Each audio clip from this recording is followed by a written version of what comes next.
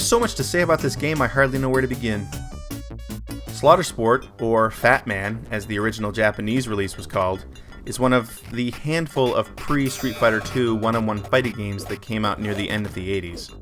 We've already seen another in a previous episode, Electronic Arts Budokan. Much like Budokan, Slaughter Sport suffers from a somewhat difficult control scheme and dodgy hit detection. You play as a human, I think, taking part in a blood sport-style fighting tournament run by Mondu the Fat. Your task is to face off against a bunch of alien fighters, earning cash and buying weapons along the way until you can, I assume, fight Mondu himself. I can't say for sure because the game is so hard to play, I barely got past the first level. To say the control is clunky is a major understatement.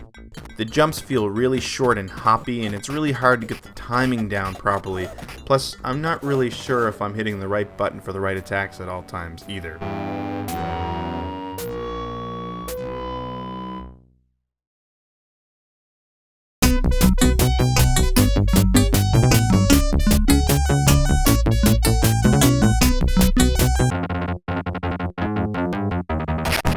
And that would be the end of this segment if the story behind Fat Man weren't so strange and oddly relevant to the early days of the Genesis in North America. See, Fat Man started life as a 1989 DOS game from Activision called Tongue of the Fat Man. Or, if you played it on the Commodore 64, it was Mondu's Fight Palace. This computer version still suffered from questionable hit detection, and the controls were a bit clunky thanks to using older style joysticks on the PC.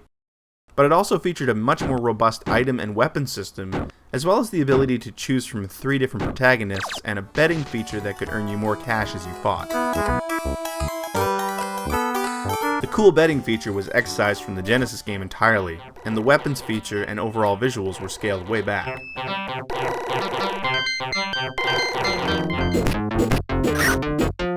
If you've been paying attention though, you'll notice that the Mega Drive version of the game was released first in Japan by a company called Sanritsu, and eventually in the US by Razorsoft, the folks that brought us Stormlord. What happened to Activision? I asked Michael Latham, one of the producers on the game, this very question. According to him, Activision was, at the time, in rough shape. Activision, of course, was founded in 1979 by David Crane, Larry Kaplan, Alan Miller, and Bob Whitehead, all ex-Atari programmers who were sick of being treated like nobodies while their games made millions for the company. Activision thus became the first third-party publisher of console games in the United States. By 1990, though, the party was over. The founders had all moved on to new projects, and what was left of Activision was trying to break into productivity applications under the name Mediagenic. According to Latham, their lack of success in this arena was compounded by a 1988 court decision that found Activision guilty in a multi-million-dollar patent infringement suit from Philips regarding its previous cartridge games. Latham said this mortally wounded Activision. Despite that, Activision was an old and respected name in the video game industry, and so was given coveted launch title slots by both Sega and Nintendo for their respective 16-bit consoles.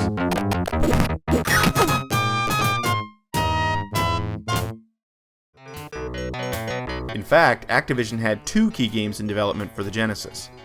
Considering Nintendo's powerful position in the market at the time, Latham said the Genesis games were not taken seriously at the company. Unfortunately, the Super Nintendo dev system had loads of issues, and so development fell behind on the Nintendo games as well.